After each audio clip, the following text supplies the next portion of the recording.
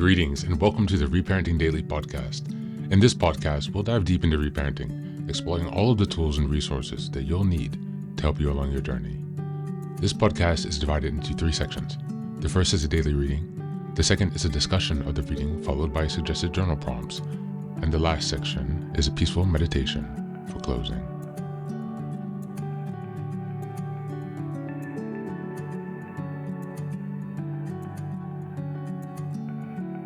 Good morning, good afternoon, and good evening from whenever and wherever you're joining us today. I'm so glad that you're here as we continue on this journey of self-expansion and growth. If this is your first time, welcome. Before we dive in, a quick reminder.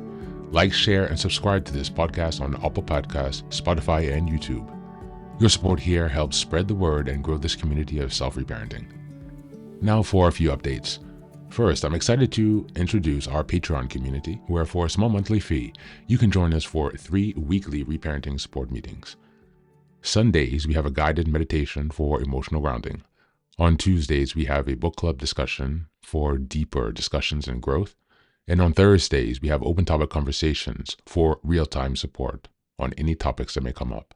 You can find all of the details about what's included in this community by going to the Reparenting Daily website and checking out the community tab. In addition, we now have a WhatsApp support group, a global network of fellow travelers available anytime you need encouragement, guidance, or simple connection. This is just one of the many ways we're building a strong, supportive space for your reparenting journey. The next announcement is that I've just released my first few books. The first is the Reparenting Daily Journal, a structured 365-day guide to help you work through reparenting day by day. Starting in 2025, each month focuses on a key theme with weekly sub-themes. The Reparenting Daily podcast episodes align with the journal, making it an interactive and immersive experience to help you stay focused and ensure real progress this year. Now for the next announcement, I'm thrilled to introduce Fairy Tales for Reparenting Daily, a collection of 3 books inspired by Jungian analysis, mythology, philosophy, psychology, and most importantly, the work of Marie-Louise von Franz. These short, simple stories are designed to help you reconnect with your inner child and experience healing through storytelling. What makes these books unique? Well, at the end of each story, there's a deep dive analysis exploring its themes, explored by journal prompts to help you reflect on how these lessons relate to your personal journey. All of these books are now available on Amazon, so go ahead and take a look and support this project. Reparenting is a journey of growth, iterative change, and continuous improvement. Much like nurturing the bonsai tree, it requires patience, care, consistency, and attention. Thanks for being here and supporting this work, and for committing on your journey of self-expansion. Now, without further ado, let's dive into today's practice. Today's reading is from the ACA Daily Meditation Strengthening My Recovery. It's entitled Fear. Just as a reminder, we're in May. The theme is emotional regulation.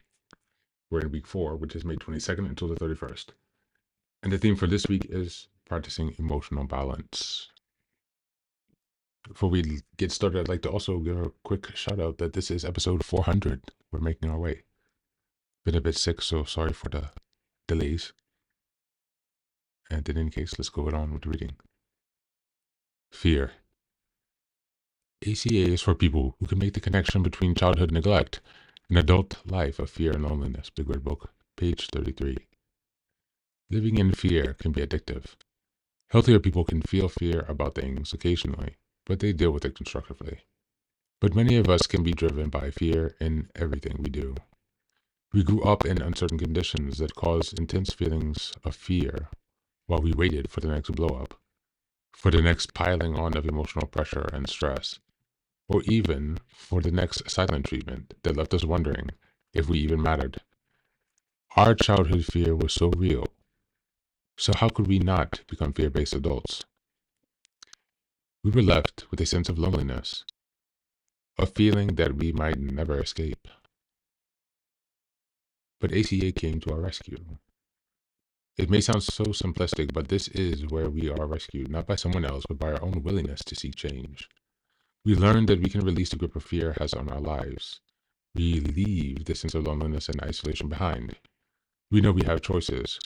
We're no longer a captive audience.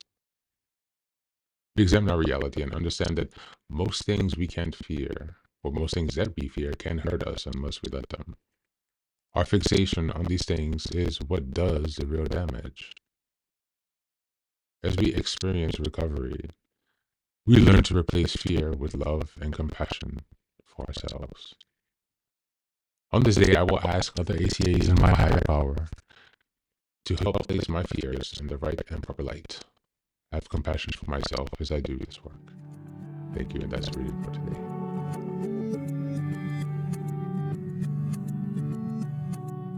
Welcome back, welcome back. This reading explores how deeply fear can become embedded in our emotional landscape when we grow up in neglect and chaos. In such childhoods, fear was a survival mechanism, a constant state of bracing for harm, abandonment, or emotional invalidation.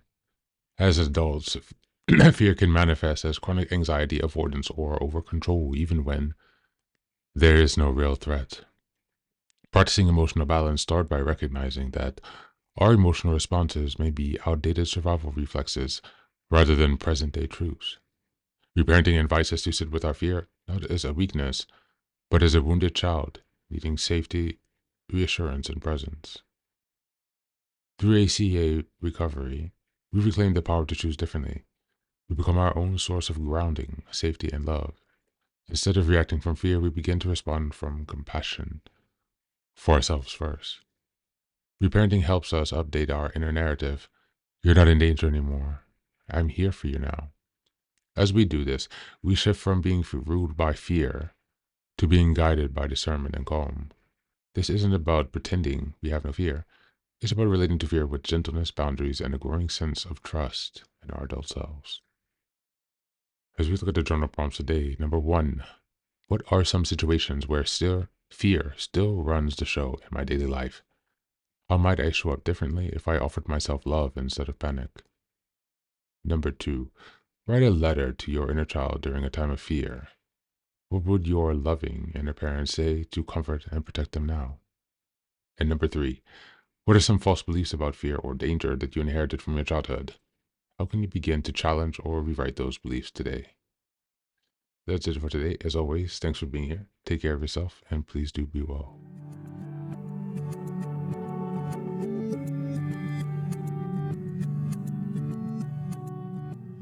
Welcome back, welcome back. Now, this is the third and final section of the daily podcast. This is your silent meditation. Please go ahead and find a space where you can be comfortable and undisturbed, where you can relax and spend some time with yourself for this 10-minute silent meditation. You can choose to be sitting, standing, lying down, or in whatever position makes you comfortable today. Take a moment to simply be with yourself. Focus on your breath and gently connect with each part of your body. If thoughts arise, don't let them overwhelm you. Just observe them without attachment. Imagine them as leaves drifting down atop a river, passing by without needing your engagement. Stay present, grounded, and open to this moment, no matter what time you are listening and practicing this meditation. Namaste.